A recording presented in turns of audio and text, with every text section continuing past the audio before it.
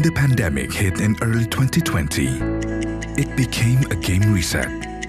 Every high-touch and high-risk activity had been forced to move online. Ultimately, those in the digital industry are the winners.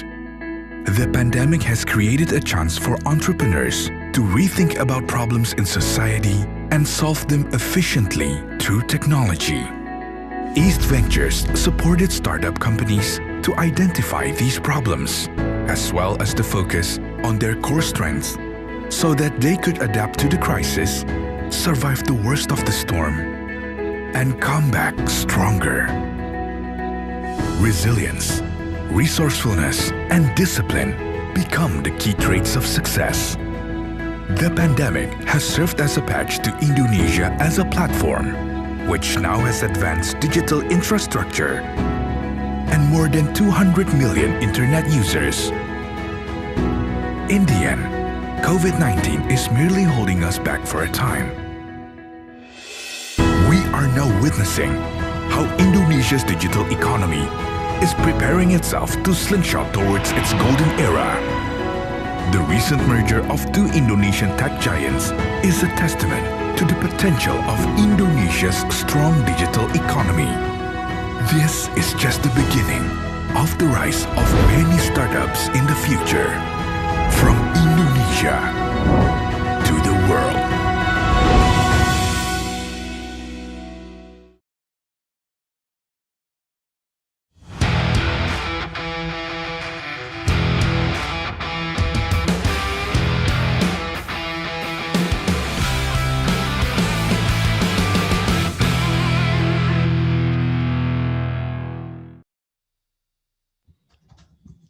Hello and welcome to Startup Arena Pitch Battle Semifinals Southeast Asia Edition, brought to you by Tech in Asia and in collaboration with East Ventures.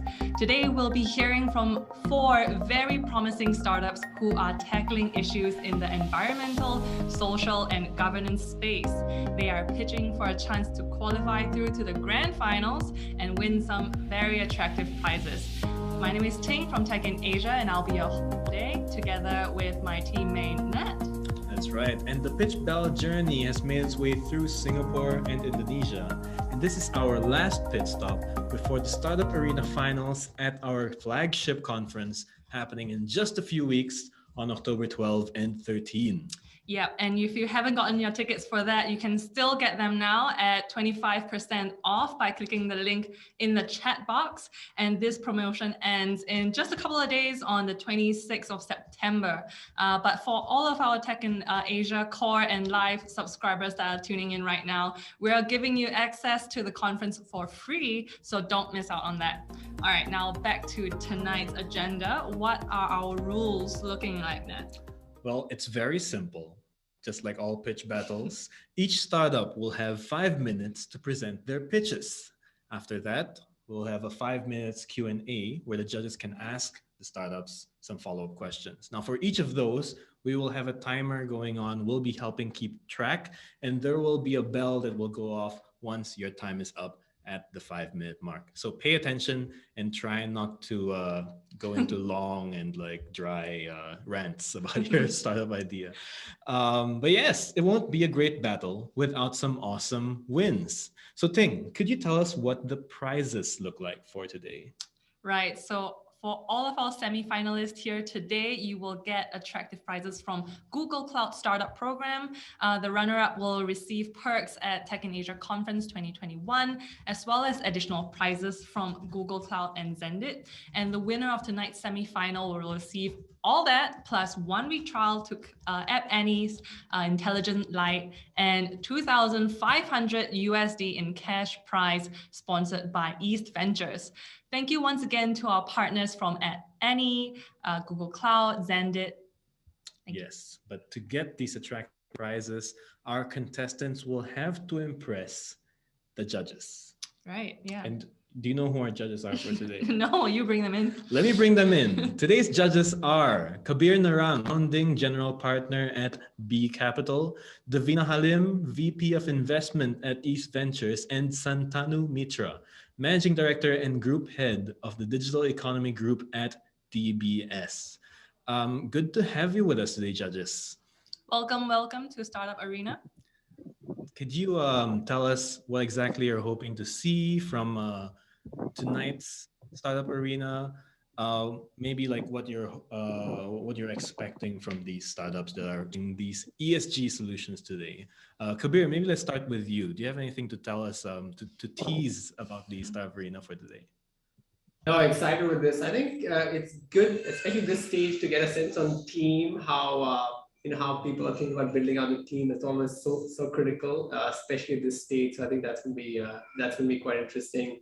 I think the second one is just a bit more on the business model, how it's evolved. I mean, we understand at the early stage things kind of change, and there are always refinements to the model. So just learnings that the team has had through that. And then third is just the market and how they think about the addressable market. So I'm looking forward to hearing a bit more on those three: team, business model, and then how they view the addressable market. Right, so great tips right there. Yeah, well said. Santanu, do you have anything to impart to our participants? A last minute advice for them before they get into their pitches for today?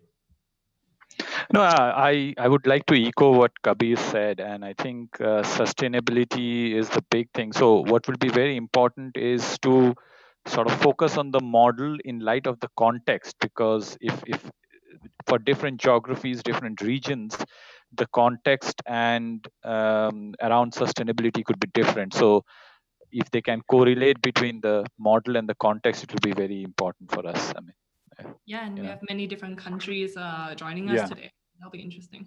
Yeah, definitely. And Davina, could you tell us maybe some of the criteria or some tips for the pitchers in terms of trying to impress the three of you, what they'll have to do or what they'll have to showcase? Could you shed some light on that? Yeah, sure. I think having met so many early stage companies, right?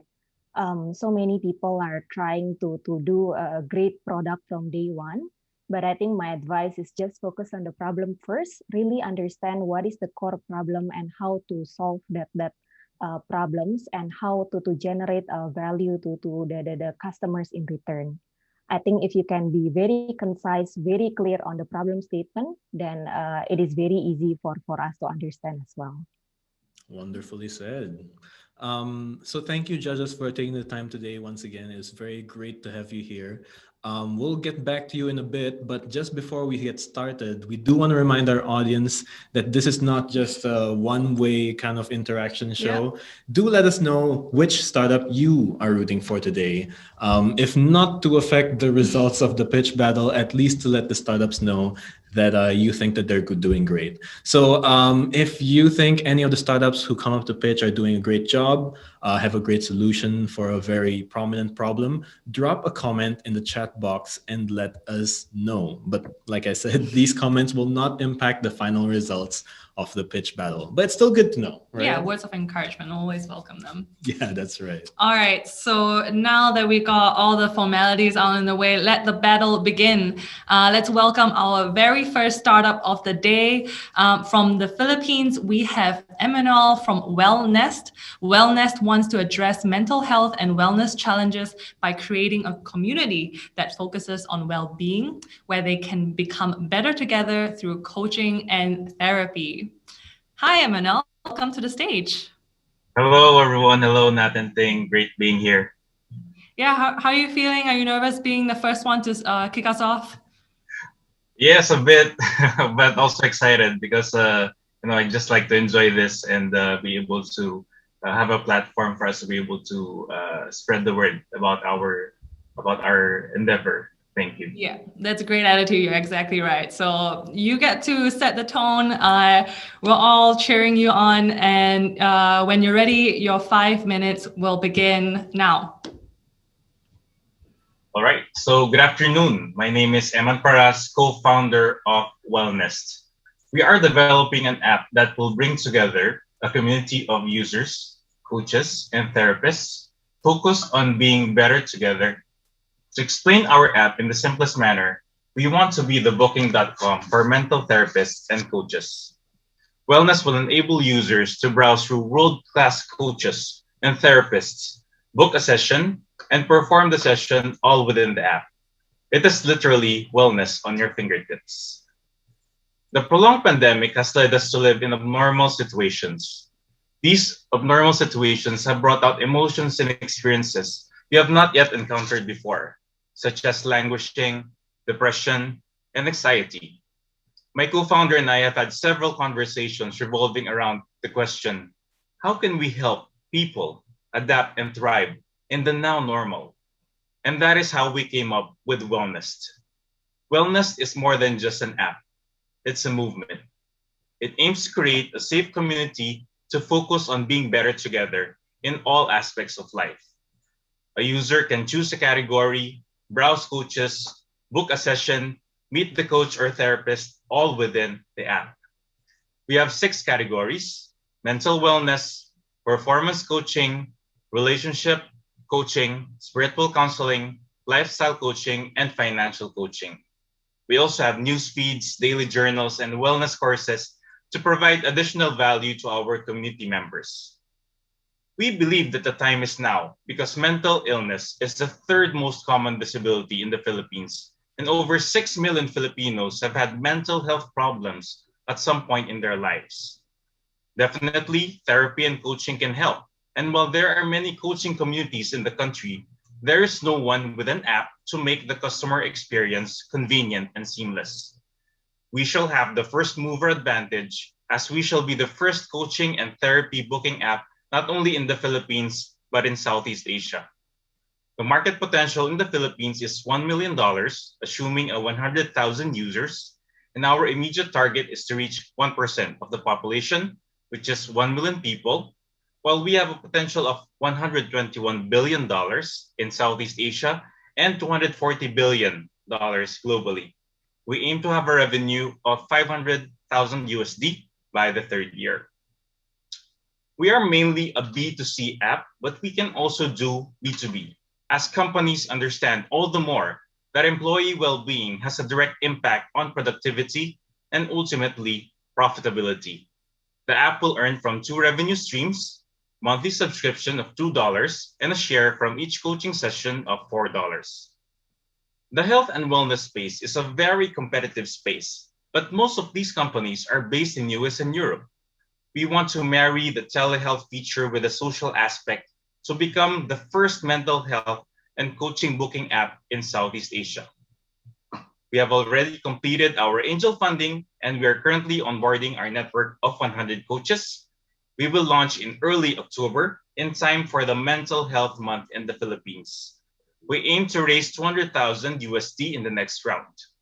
By 2023, we are projected to have 200,000 users, 2,000 coaches, and 50,000 sessions.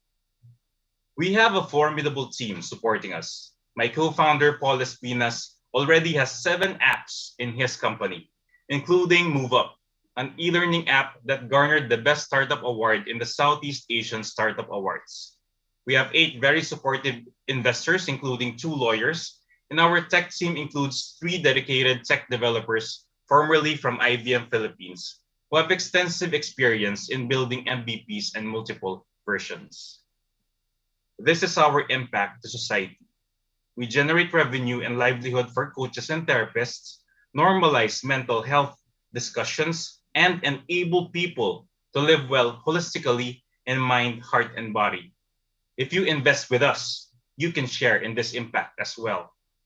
This app is more than just a business to us. It's our chance to shine a ray of hope amidst the darkness, to remind people that life, no matter how challenging, is still worth living. Thank you very much. All right, thank you so much, Emmanuel. That was a great 5 minutes, and the chat box is going off. You have a lot of supporters. Good to see that. All right, so let's move on to the Q&A. Judges, how about you kick us off with the first question? Yeah, no, thank you for that great presentation. I guess the first question is, how are you thinking about the next year or two to just focus on either Philippines and try to just be the dominant player there versus at what stage you think about broader Southeast Asia? Thank you for that question, Sir Kabir. Yes, our main objective is to be able to be dominant in the Philippines, and we have actually 5-pronged marketing and distribution campaign strategy to be able to support that. First is really digital marketing. We will apply what my co-founder used as a strategy in his 7 apps to be able to promote our app. Secondly, we are going to cross-market with the other apps. The other app called MoveUp has 60,000 subscribers. 20,000 of those are Filipinos. So we can do weekly emails to them because the app is actually an e-learning app, which is quite aligned with coaching. So if, for example, after you went through the app, the e-learning app, you want to be coached, you can go to the other platform in WellNest. The third would be partnership with a brand ambassador. So we are actually in the final stages of closing a deal with one of the most popular celebrities in the Philippines, who has a wide network, not only in showbiz, but also in government and in corporations. The fourth would be affiliate marketing program. We will have loyalty benefits for both users and coaches. And the fifth would be partnerships with associations and government institutions to be able to promote our app. Oh, thank you. Thank you, sir. Hey, hi. I have a question which is related to, what is going to be the driver? Like, are you going to reach out, because you mentioned employers will be concerned about employees' well-being. So are you thinking of marketing this through a B2B2C route, which is going through the employers?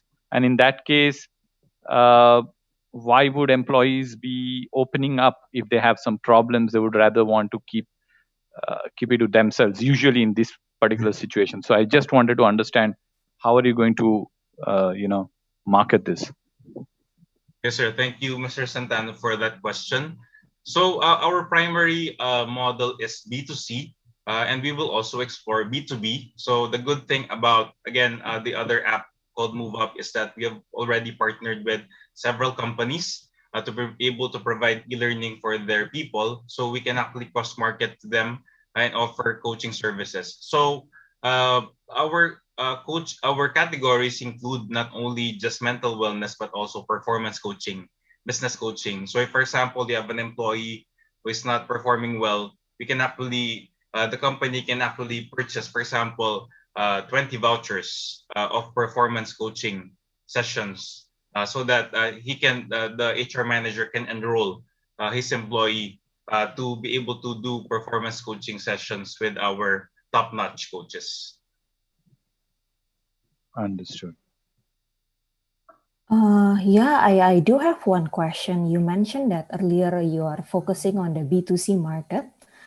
I think that the problem with B2C, right, it's kind of like once the user transact with you and once they feel better, then it might take them a while before they start getting back to the platform again. In this B2C strategy specifically, any strategies that you are thinking to increase the user retention to keep coming back to your platform? Yeah, thank you for that question, Ms. Davina. So our MVP would mostly be a booking app, but we would want to really add value to our users. So in the next revision, in the next updates, we will have daily journals. We'll also have wellness courses, wellness videos. We will also have affirmators. We'll also have a way to be able to give feedback to the coaches. Basically, we want to be the go-to app when we talk about mental well-being. So it's not just going to be about coaching, but creating an ecosystem and a community about well-being, so that users will still be able to go into the app and subscribe every month to be able, so that we can be profitable as well. All right, that's 5 minutes. Thank you so much, judges, and thank you so much. All right, so we're gonna move on to our next startup for today, who comes from Vietnam. Yeah. Equo is a sustainable brand providing 100% plastic-free biodegradable and compostable solutions to replace everyday single-use plastic items. The Vietnamese company helps the earth tackle environmental pollution caused by non-eco-friendly materials such as plastics. Yeah, that's great. Always love to see these environmentally friendly approach startups. They're trying to reduce plastic waste and all of that. Here at Tech in Asia, we actually have that kind of approach to sustainability as well. So it's great to see. Marina from Equo, are you on stage? Yes, I am. Can you hear me? Yes, I can hear you very loud and clear. Are you ready for your pitch? Yes, absolutely. Okay, so your 5 minutes starts now. All right, so I'm just going to jump right into it. So 1 million people die each year from plastic pollution. Hundreds of thousands of sea animals are killed each year from plastic. 50% of all plastic produced is used only once. These are the headlines we hear over and over again because we know plastic is a problem. And with the latest statistics showing that we have less than 8 years until we do irreversible damage to the planet, we have to do something, and we have to do something right now. Now, sweeping government bans are taking place across the globe in an effort to slow down the double-digit growth of the single-use plastic straw and utensils category. These are categories that haven't slowed down despite reusable alternatives such as metal, silicone, and those gross soggy paper straws that have been around for years. And that is where Equo comes in. Equo is a sustainable brand providing 100% plastic-free and compostable solutions to replace everyday single-use plastic items. We're starting off with drinking straws made out of materials you can actually pronounce: grass, rice, coconut, sugarcane, and coffee. Our products decompose in months, not centuries, and they're so easy and convenient to switch to, you don't have to change your lifestyle or your behavior. No washing, no carrying around. And they help to promote a circular economy by diverting waste from landfills in order to produce them. Now you can use it once and throw it away without any of the worry and none of the guilt.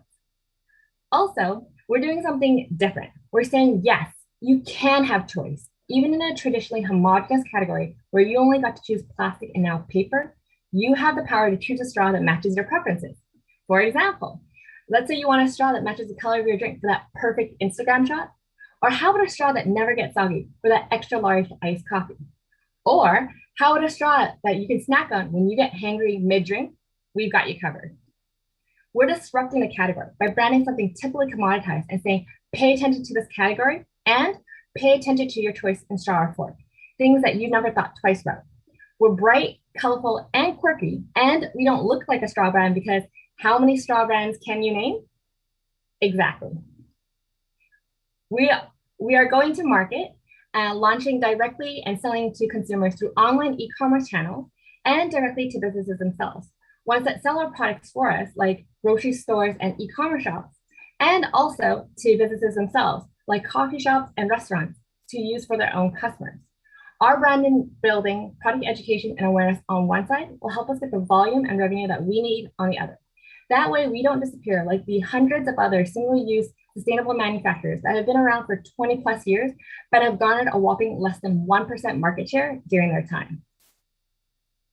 And we are proving this is working with over $100,000 in sales, and also an average 40% month-over-month growth since the beginning of the year. In addition to that, we've been able to acquire some great customers, including GS25, a convenience store chain in Vietnam, Fair Price, a grocery store chain in Singapore, and yes, you are seeing it correctly, Italian global fashion brand Prada.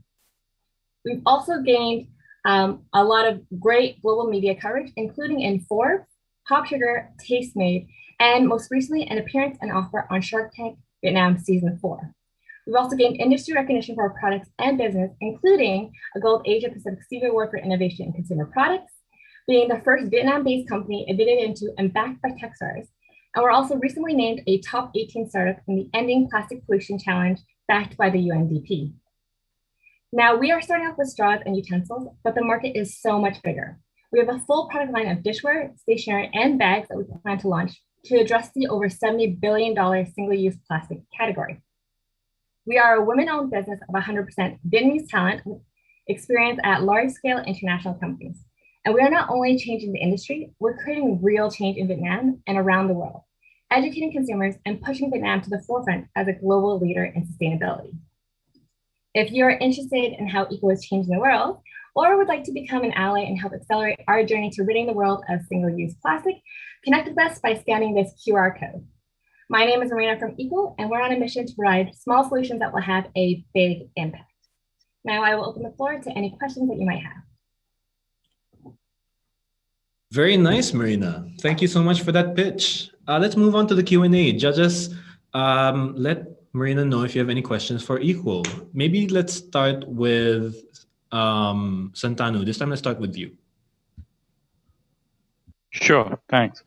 Marina, really good idea. I just wanted to understand what's the, where are you making this? What's your manufacturing location? And is this scalable to other geographies? Like, if this has to be widely adopted, it has to be made all across. So what's your raw material and is it scalable?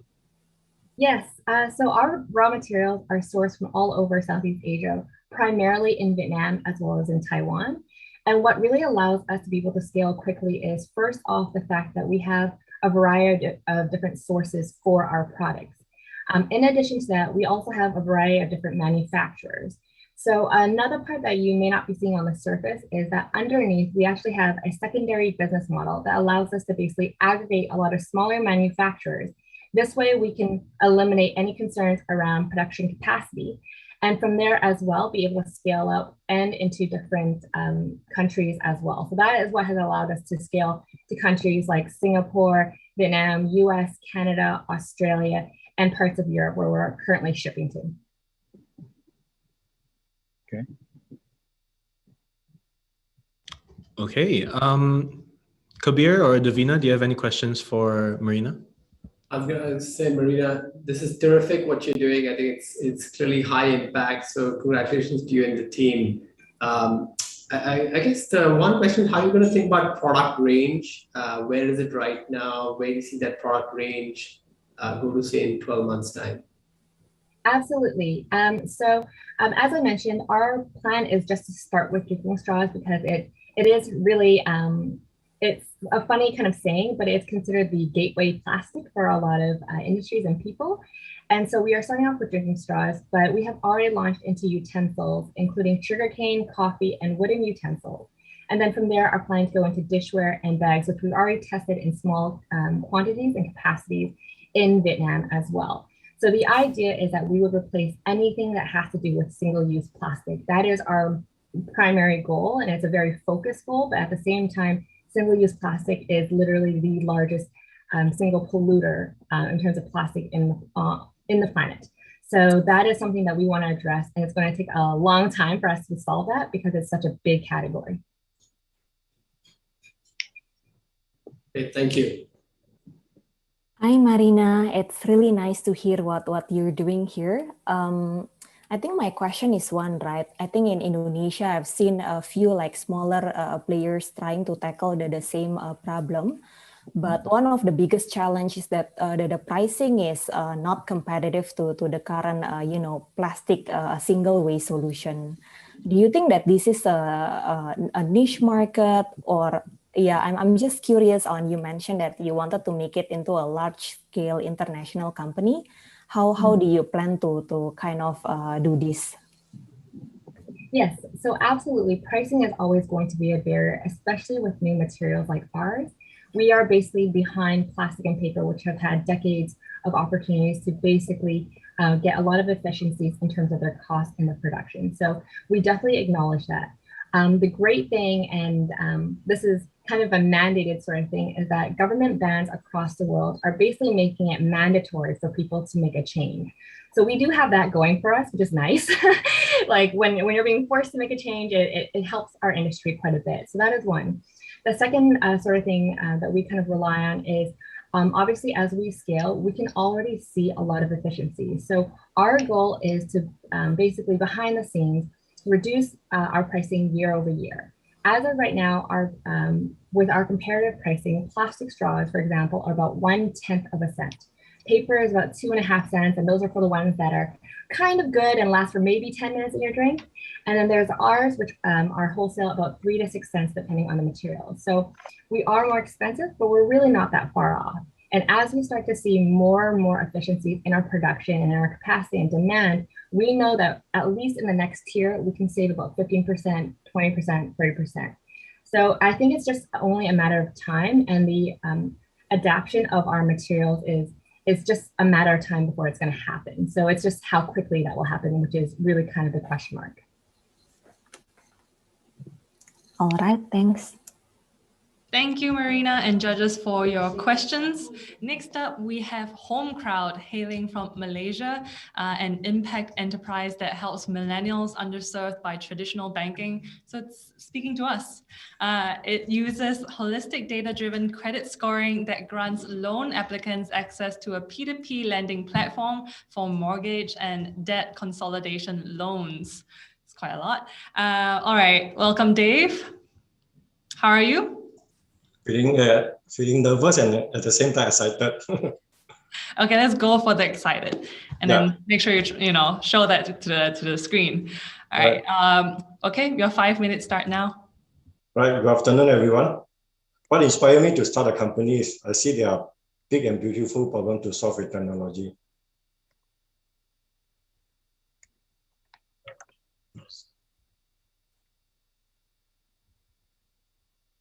You know, it takes 60 years to grow a healthy tree to be cut, and it requires 44 trees to build a decent home. Today, we have a huge unsold houses in Malaysia alone. So this translates to a massive of 12.5 million trees that have been cut and not being utilized. So this is not as sustainable and also not climate healthy as well.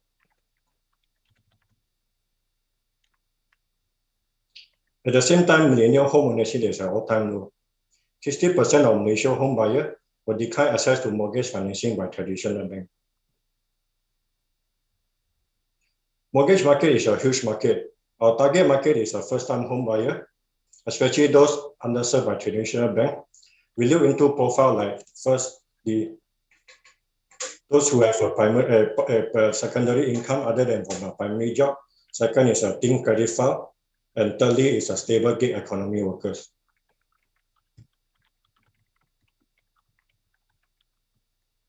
HomeCrowd platform create a socially equitable financing to help the deserving millennial to achieve home ownership.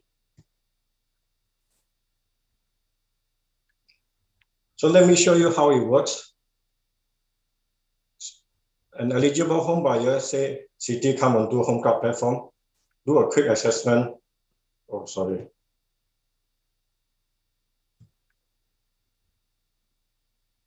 Oh, can someone help me to the video demo?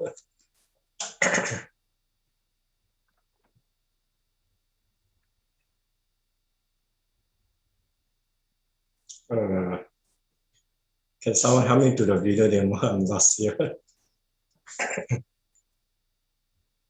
Hi, Dave. Is the video in your slides? Yeah, correct. I can't turn back or rewind. I think you have to go back on your slides. Got it. So yeah, an eligible home buyer, say a city, come onto HomeCrowd platform, do a quick assessment and hit apply for mortgage. So she key in her personal and a brief financial information. Our platform first validate her Malaysia ID and analyze her mortgage eligibility. After approved, Citi next key in her full financial information, employment history, and the property info she wants to buy. We also analyze her monthly bill payment history and also the applicant linking connection to assess their future employability. Finally, our credit risk officer determine Citi a HomeCrowd credit score. Once approved, we release a loan on our platform where lender can choose to invest. HomeCrowd lender receive a fixed and a safe return. Investors don't just get a return, they also get update from the successful home buyer through the HomeCrowd community and feel good knowing they make a difference.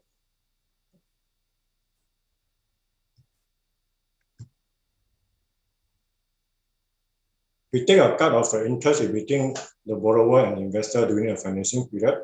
We appoint a trusted company to secure the property trust on behalf of the investor. We have come a long way to obtain the reality clearance from both Central Bank of Malaysia and our Housing Ministry. Since our MVP launch, we received good interest from both borrower and investor as well as a property agent for our product.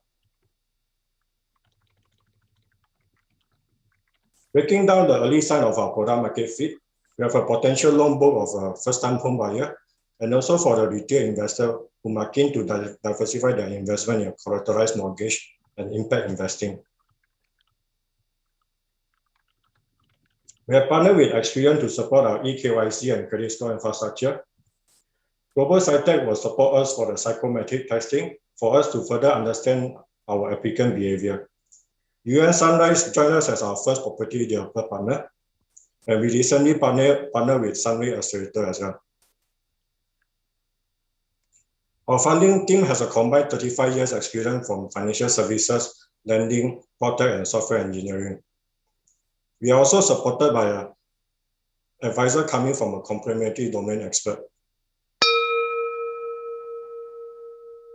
So HomeCrowd stand apart from the rest. Sorry, Dave, we're gonna have to cut you off just there. But let's hope that the Q&A, you'll be able to finish up what you have to say. All right, Davina, can we start off with the question, please? All right. Sure, yeah. Thanks, Dave, for your presentation. I guess my main question is, you target customers, whose loan applications are not approved by banks or are not yet serviced by banks. How do you mitigate the risk, in the case of default? Yeah, of course. Just to clarify, our target market is a first-time home buyer. So, of course, those are underserved by traditional banking. Like the profile that they have additional income apart from their primary job, and also the thin credit file, and lastly, stable gig economy workers. So of course, yeah, similar to the banking is a collateralized loan. So of course, we also follow the 3 months NPL as well. So of course, first month we will remind them if they forgot their payment. Of course, second month will be more aggressive to understand what is our financial difficulties, or in the event that they need to restructure their loan, or even withdraw from the pension fund to pay off the monthly areas. And of course, the 3-month trigger NPL will follow up with more aggressive like the legal action, and of course the last but not least the foreclosure procedure as well.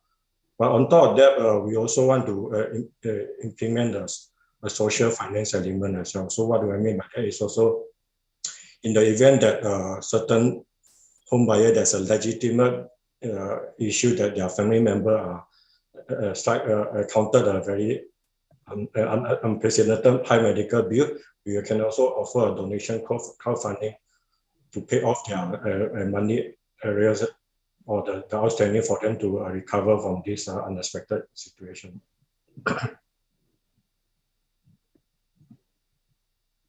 All right. How about Santanu? Do you have a question for Dave?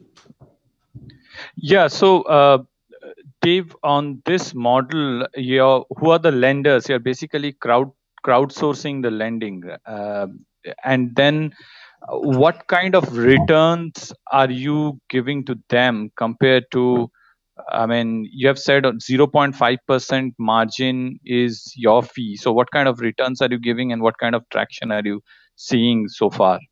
Because there are a lot of players, I believe, who have similar models. So just wanted to understand from a competitive dynamic perspective. Yeah. So first and foremost, our go-to-market strategy will be of course, at the beginning, we'll be relying on most of the significant debt capital funding. Of course, next, our go-to-market strategy also will be a mix of the companies, like finance company that are focused on the social finance and also the ESG as well. Of course, for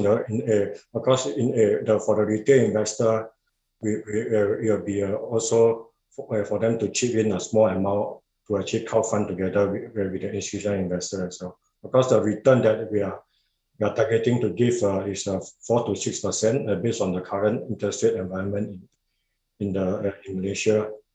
And for the information for borrower, we actually charge slightly higher than the banking rate because we are taking into risk premium of the underserved market as well. Okay. Thanks for that. Kabir, any questions? Yeah, Dave, just want to get a sense how you're viewing your credit scoring model. I know you spoke about holistic data-driven credit scoring. What is the advantage you see you have versus other traditional mortgage companies that have been there for several years?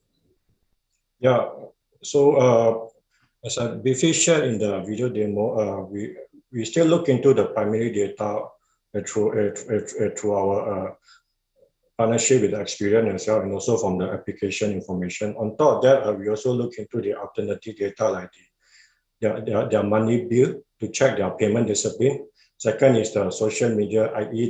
their linking connection to assess their future employability. And thirdly, the psychometric testing partner, where we assess based on their character as well. Got that. Thank you. Yeah. All right. Thank you so much, judges. Thank you so much, Dave, for that pitch, for your 5 minutes. Now before we go to our final startup for this evening, It's pretty quick. we do have a reminder for all of you watching this on YouTube, on the website. And it's that our Technology Conference is happening in a few weeks' time, October 12 and 13. So if you have not gotten your tickets, again, you can still get it at 25% off by hitting the link in the chat box down below. But if you're a Technology Core and live subscriber, you don't even have to sweat it because we're giving you access to the conference for free. So you can either hit the link in the chat or you can become a Technology Core or live subscriber. We won't make you choose, but don't miss out on that because we're going to have some exciting stuff lined up for you at the conference. Aside from just the finals for Startup Arena, we'll have some very insightful sessions and you'll get to network with other startups in the industry, some potential investors. You never know, could be an opportunity. But back to today's agenda. Coming all the way from Thailand, let's invite Waradom from AltoTech. So AltoTech helps companies reduce energy consumption with its AI and IoT energy management platform. The company helps hoteliers manage their hotel resources efficiently by reducing workflow and reducing electricity bills by up to 30%. All right, Waradom, are you with us? All right, thank you so much, Nat. Okay, so should I get started? Yep, you can get started. Your 5 minutes begins right now. Good luck. Hi, everyone. My name is Waradom Kaminchai. So I'm from the startup called AltoTech. At AltoTech, we develop AIoT energy management platform for buildings and smart city.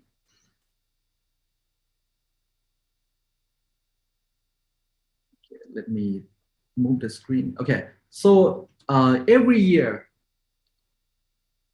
okay, let me go back. Okay, so every year, the world added 51,000 billion of GHG greenhouse gases to the atmosphere, right? So we know that by looking at that number, maybe it's not impacting to us, but when we look at its impact, it affects to 5 million people. 5 million people, they're dead annually because of the impact of climate change. If we do nothing, it's going to impact our GDP, right, by 18%. So when we look at the cost of GHG emissions, manufacturing, building, and electricity consumption account by half, right? So when we look at which sector has potential, building is the one that has the most potential that we can reduce CO2 at low cost. Not only AltoTech that thinking about this, many organizations, corporates also thinking like us, and they also targeting to cut the emission by 30%.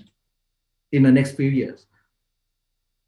So achieving energy efficiency and being net zero energy by 2050 is hard and complicated. Why? Because buildings has complicated system. We have different lighting system. We have different brand of solar PV air conditioning system. So even though you have devices, you also require experts staying at your building, right? At your hotel or like corporate buildings. So even though you have good engineer, which really hard to find, right? You still have manual control. So everything is really manual at the building currently. So what AltoTech thinking? We develop Auto Energy Edge platform that we can combine it to self-driving platform, right? So we gonna self-drive the building. We have Auto OS that can connect to many devices in the building. We have Auto Energy Analytics performing as virtual expert at your building, and we have the self-driving that automatically control your device for the automation. So these are how the things work. So all the links are tied together, and we can automatically control the buildings for energy saving. So what we doing, right? We do energy audit, try to find the potential energy saving from the building. We install IoT device, and we running our self-driving algorithm, and then building owner gonna gain that saving so that we can save up to 30%. So this is the case study that we did in Thailand. Big Rim is the corporate building in Thailand. So the energy use is around 100 kilowatt hour per square meter per year. So comparing to building standard in like 2020, it's A plus building, but this building still emit a lot of CO2. So if they want to become zero energy building now, they cannot, because based on the standard in the next few years, they're gonna be like E class building. So what we're doing, right? So we developed the digital twins for this building, and based on these digital twins, we developed our AI algorithm that learn from digital twins, and then we apply the control algorithm in real life. So the result that we got, so this is the web dashboard that we can see it in real time, and building owner can see the performance of their building. And what we got, we can save 28% of their energy by running things automatically, and not relying on human, because it's really hard to run the building with efficiency, right? So for our business model, we offer as energy data as a service company. So we have option for them to buy, to subscribe, to loan, and we also have Equo company who invest in energy efficiency project through us. So we can offer our solution for them with a variety of financing. So when you're looking at that one building, there are also like over 100,000 of buildings in Thailand, and not only in Thailand, also in Southeast Asia. They're also facing this problem. They also want to go for that target. And in Southeast Asia market, the market is like $1,500 billion, right? So this our attraction. We manage over 120,000 square meter of spaces, and we can save over 100,000 per hour. Okay, thanks so much. All right, thank you so much, Waradom. But your 5 minutes is up. Let's hope that maybe you could wrap it up during the questions and answer segment. But judges, do you have any questions for Waradom? Maybe let's start with Santanu. Yeah, thanks, Waradom. This is an area where the challenge that a lot of people face is in actually integrating legacy systems and controlling them. The energy audit can be an offline activity you can suggest, but the continuous implementation, monitoring, and control needs a lot of retrofitting in legacy equipment. So what's your sort of proposition there? You mentioned you're fitting IoT devices, but are they kind of compatible for all legacy control equipments that are there?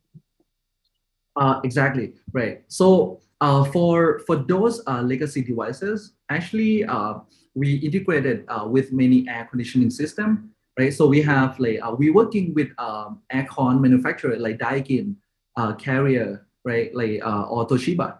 So we working with them, and actually there's like the IoT adapter for now that you can plug into your aircon, your chiller, or your pumps.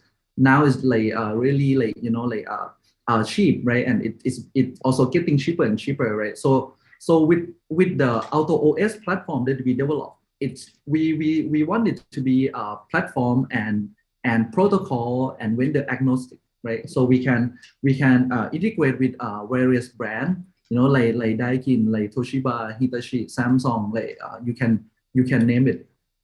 And we have installed our platform in over 30 buildings, 30 sites in Thailand already, and we think that this is going to be one of the driver that can help not only business to save their operation costs, but also like helping cutting carbon emission from when we can aggregate all this building together.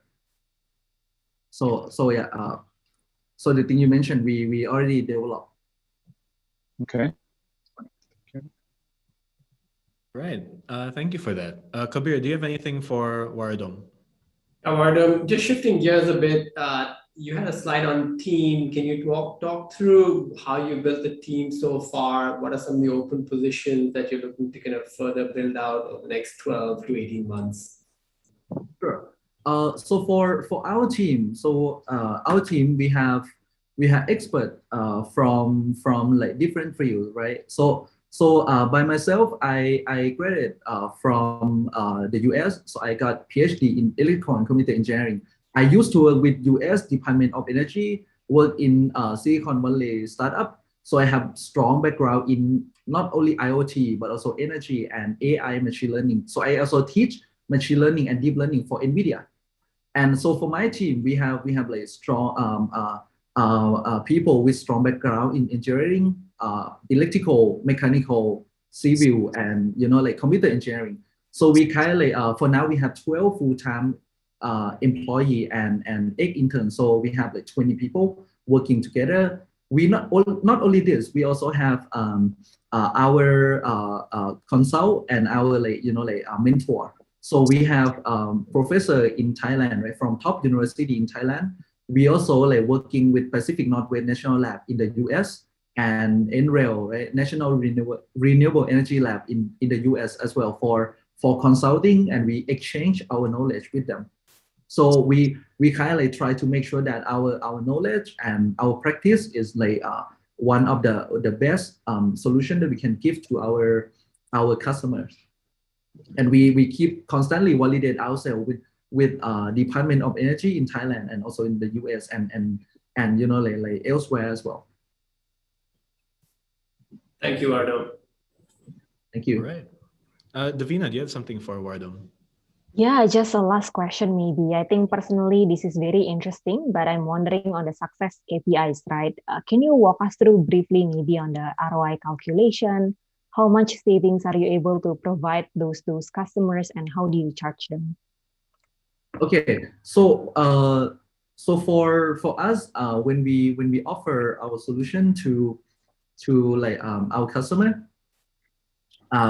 basically we have 2 charges. So number one, we have initial fee for IoT devices, installation, commissioning, and then based on energy saving, on monthly energy saving, we also like get, for example, if they buy, they pay us like one fee, and then we get like energy saving fee from them based on our performance. So basically, based on how much electricity we be saving, we get around 30%.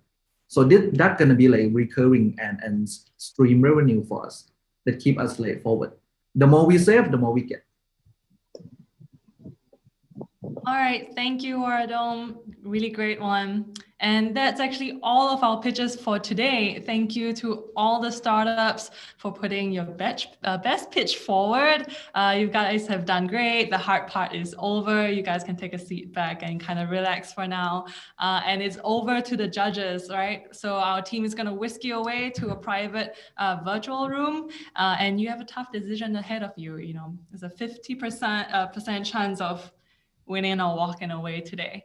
So, and to the audience, you guys can participate too. So we really want to hear from you. I think there's a poll going on. You've heard all the pitches. Now vote in. You want to put in your comments to, any words of encouragement. We love to hear from you. And now, yeah, what's going to happen now, Nat? Well, while the judges step away to deliberate on who today's winners will be, we got to keep the conversation going. Keep the people happy. That's right. Got to keep the people happy. Got to keep them engaged with our TechNature journalist, Nikita Puri. So Nikita, could you come on stage? Hi Hey, guys. Marina. Hi Nat. Hi How's it Trin. going? All good. You guys have been talking about about how one lucky winner is going to walk away with some amazing prizes. Yeah, But I think there's somebody else who's luckier. It's the judges. They get That's to right. they get to sort of decide, make this really important decision, a really hard decision, away from prying eyes, and they can sort of like talk to each other and take a call on this. I think I envy them more than the winner because we've seen some really good contenders today. Like, Yeah, they have. They have front row seats to them. yeah, absolutely. And in a perfect world, we would love for all of them to win because all of the solutions they are presenting are extremely crucial to the future that we're going to be living in. So I don't know. It's going to be really hard, I think, to sort of make a call on this. Well, Nikita, you never know. There could be some other investors in the chat and watching the stream right now. Yeah. Comment down below if you're an investor. Yeah, pipe in. Like, And, they could be interested in some of the startups today. It's not only about winning the prizes or going to the grand finals. It's all about attracting attention. It's the journey. Right. The friends you meet along the way. Yeah. So I think even the slides were quite interesting and covered a lot of points, and for almost all the startups. I think the questions that the judges sort of asked also were follow-ups to the slides, because these guys made sure they had all the information up front. So that was also very important. And I don't know, personally speaking, it's been so hard for me to pick like one startup out of all of this. Did you guys decide? Did you guys have a pick? Oh, we're kind of observers. We're the parents that go like, oh yeah, every child is my favorite. Yeah. Okay. But what's interesting is that the previous two episodes, if you can call them, the one from Singapore edition and then the Indonesia edition, we usually have a couple of maybe three of the startups all working on the same problem because they're all in the same region, tackling the same sort of social issues, environmental issues. But today, because it's the Southeast Asia region one, from everyone from different country within this region, they're all tackling different problems, which is very interesting to watch. For you, that I know you're dialing in from India, is there any particular industry that's close to your heart that that can help India? I think sustainability. When you talk about sustainability, it's a pretty big area. But when it comes to packaging material or single-use plastic, I think that is completely that it haunts my dreams. Okay, I'm a big-time shopper. I love e-commerce. I order food in all the time, but every single time it upsets me so much to see the packaging that it comes in. It breaks my heart, and I'm just like, I'm responsible for so much of what goes in, if it's not being recycled or anything. And I think it's a really big responsibility. So in as much as I back these startups who are working on alternative material, like Equo is working with straws, like for starters, it's also really difficult for them to sort of meet market fit because, Marina was talking about gross paper straws and how these products have been around for quite some time, these paper straws, but they haven't like quite really taken off because we really know it doesn't walk with you throughout the journey, throughout the time that you're finishing your drink. By the time you're halfway through, you've said goodbye to that straw. And it's an experience you do not want to have again. Mm-hmm. I think that is one big fear and one big obstacle that these startups have to overcome. That there have been mistakes, trials and errors made in the past, and they have to do better. I think they're increasingly, sort of reaching a place where there's no space to be average. You really have to be the best. So I think they're reaching that spot very quickly. And that is why I would sort of back Equo, specifically if they're going beyond straws. They were talking about working with alternative material for packaging and for actually wares, kitchen wares and all. And that would be a big deal. Yes, I may not be able to put it in the micro, but I think it would work very well otherwise. Yeah. Also, I think mental health wellness, that's also a pretty big deal. But we're seeing so many startups in the space right now. We're seeing just so many people vying for that one big contract with corporates or with, signing up new customers. And I think what's really important in this space is the first mover advantage. And we already have like a lot of people in the race right now. It's like the early bird will get the worm unless the bird really does something wrong. So yeah, so we're all like, let's see how WellNest does. Exactly. Even for us at Tech in Asia, we just added a new perk to our like employee benefits and all that, right? Yeah. So yeah, it's starting to pick up definitely. Yeah, absolutely. I'm also very interested in seeing how sort of that will work out. Yeah, but talking about mental health and feeling better, the idea that that somebody can sort of help you buy a house, your dream house, is really very appealing. And I think we are increasingly getting into a space where we talk about having our own place. It's becoming really important specifically for millennials. As more and more people become independent, they want their own homes, which is why what HomeCrowd is doing is also pretty interesting. Yeah. But they also have like serious challenges ahead. Like I think they charge higher than the banks do. So I don't know, would I just work on my credit score rating and get something on a lower interest than going for peer-to-peer lending? I don't know. It's something that's to be looked at. Yeah, the judges asked some pretty tough questions on that one as well. Yeah. But there's an emotional appeal to buying a house because you don't quite see it in the same level as saving the planet. That's too big of an idea, even if it is like one straw at a time. But buying a house is like more practical and more, it's an approachable dream. Yeah, definitely. Yeah. Even with what AltoTech is doing, it's quite interesting. But again, I don't know how they're going to manage to sort of convince people also enough. They have to really sort of show electricity bills side by side, power bills. Like, I think that's the only way to sort of convince people to sort of adopt their technology. Yeah, they have a pretty strong team, no? Yeah, absolutely. That's what. But I think they have to go beyond the strong team and actually show what's on paper. Like the power bills. Like this is going to be your electricity consumption if you adopt these energy-friendly technologies. That is what's going to really convince people. So I think it's not just about the science, but unfortunately, in their case, it might be also about the sales and the marketing. Yeah, it's really impressive what all these startups are doing. A small team of 10, 20 people are going ahead and tackling all these huge problems with tremendous potential, but a lot of roadblocks. So we have to give them as much encouragement as we can. Yeah. Right. I actually have a question because, over the past maybe 3 to 5 years, we've increasingly heard a lot of talk about ESG initiatives, not just ESG startups, but corporates doing their own ESG initiatives, and even individuals like you and me, like doing our own ESG stuff to basically not just look after ourselves, but also like look after the world.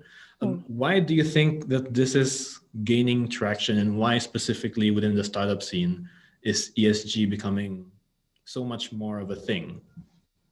I think the answer is, we know it's happening in the startup world because that's the world that we belong to.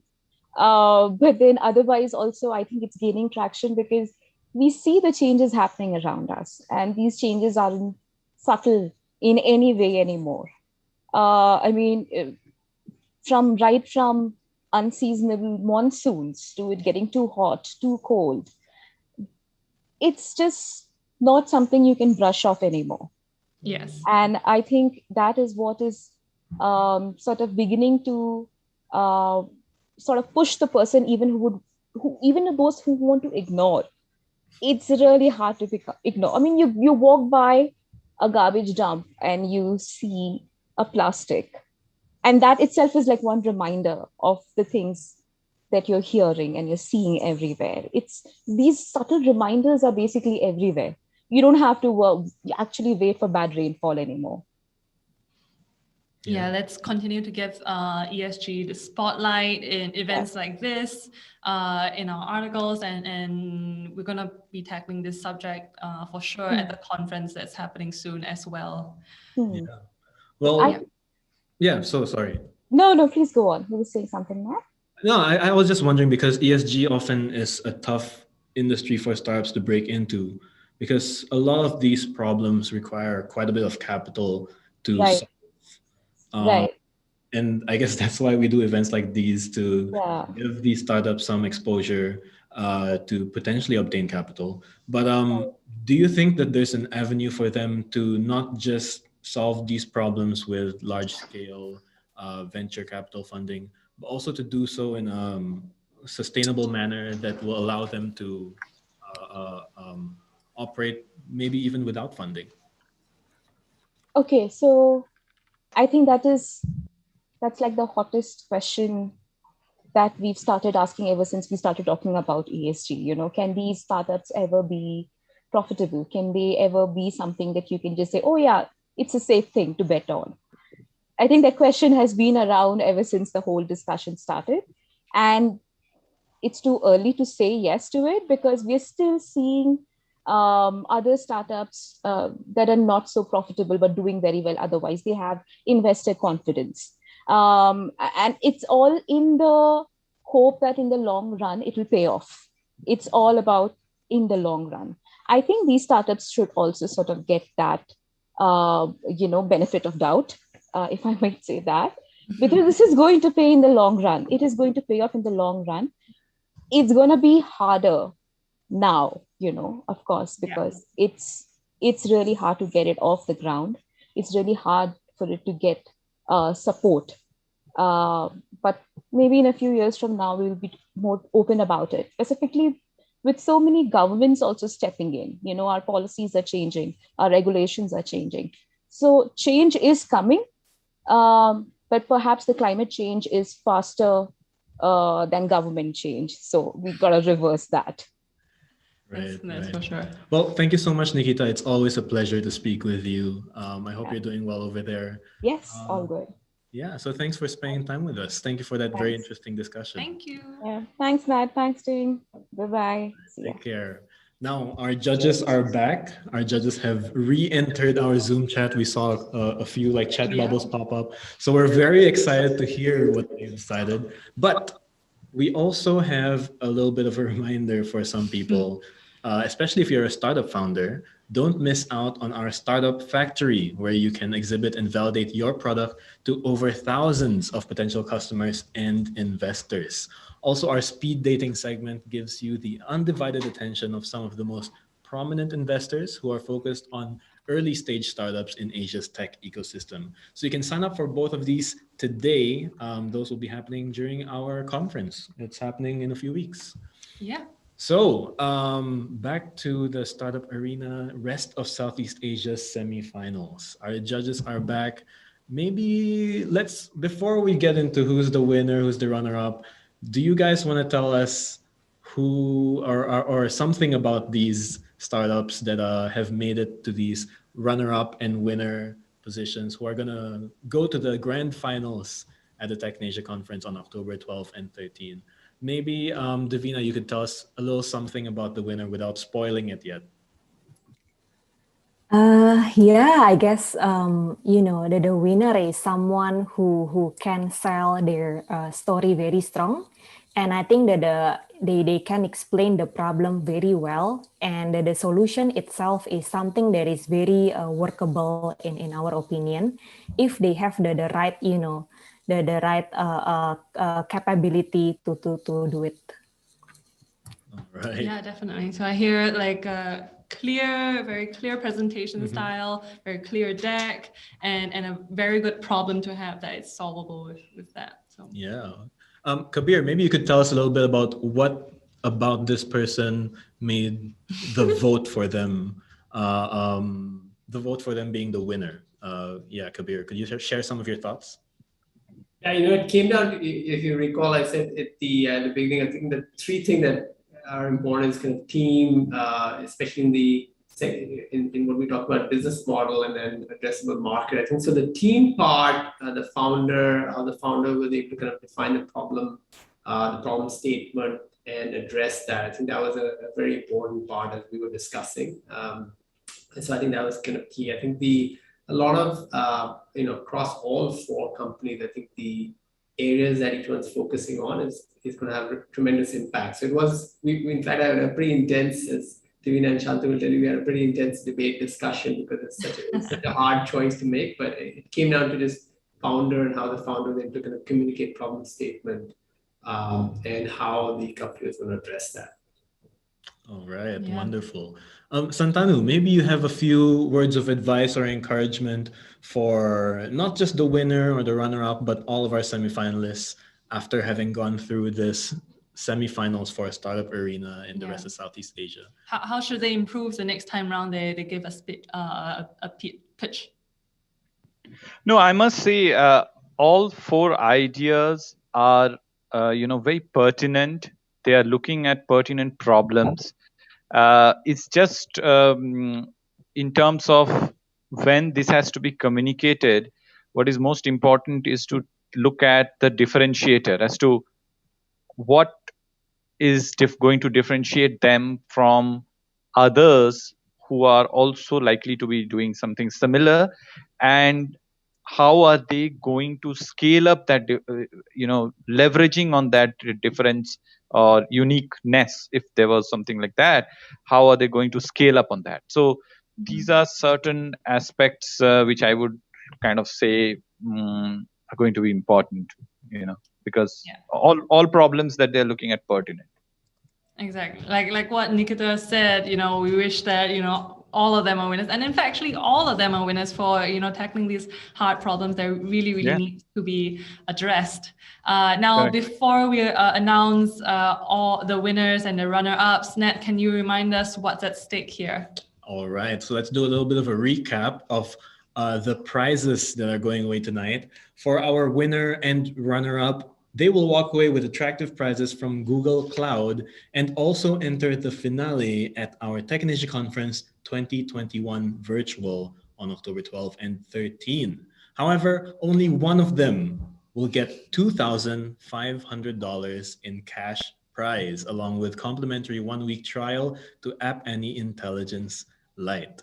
So Ting, could you do the honors of telling us who the runner-up is? All right, hang on to your seats, folks. The runner-up is...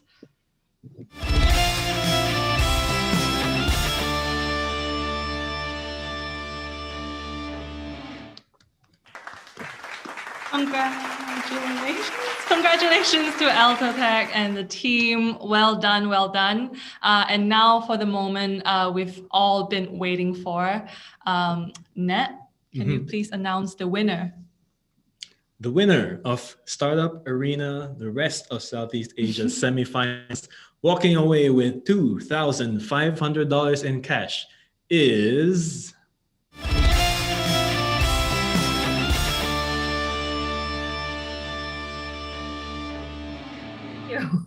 Congratulations. Congratulations. Thank you so much. Well done, well done, well done to AltoTech and Equo. Yeah, how are you two doing? Are you guys on stage? Let's invite them on stage. Yeah, I can see them right now. Let's get you up, your excited faces. Tell us how you're feeling. Maybe let's start with Waradom from AltoTech. Like what's on your mind? Okay, thank you so much. We didn't expect that we gonna get the prize, but yeah, we really happy for the result, and we keep forward for getting better and better over time. Thank you so much. Well, thank you for joining us, and we'll definitely be watching you and the rest of your journey ahead. We'll definitely keep our ears to the ground on the developments that you guys make. Yeah, rooting for you. Yeah, that's right. And Marina, could you tell us, how's it feel to win Startup Arena semifinals for Southeast Asia? Yeah, to be honest with you, it feels great. Just because there's a lot of things that are that people can say that are really going against us. You know, we're a consumer brand, direct consumer, not exactly tech. So a lot of people question the scalability of our business. So it does feel great to win because it validates that, you know, what we're doing makes sense, and what we're doing is needed, especially right now. It's something that we need to action immediately. And so I feel very grateful and honored for us to be able to kind of even compete in the same space. I didn't think we would even get admitted into the program, to be honest with you, or into this semifinals, because we weren't a tech company either. So I'm very grateful to be amongst some amazing startups doing great things as well. So yeah, I'm excited. I'm shocked, and yeah, but thank you. Grateful. Yeah, all really great surprises. And well done again to the two startups and the teams that made everything all possible. Thank you to our judges. Thank you to the rest of the startups that participated today. And so all 6 finalists from Singapore, from Indonesia, and from today will go head to head in the final pitch battle at Tech in Asia conference on 12th and 13th.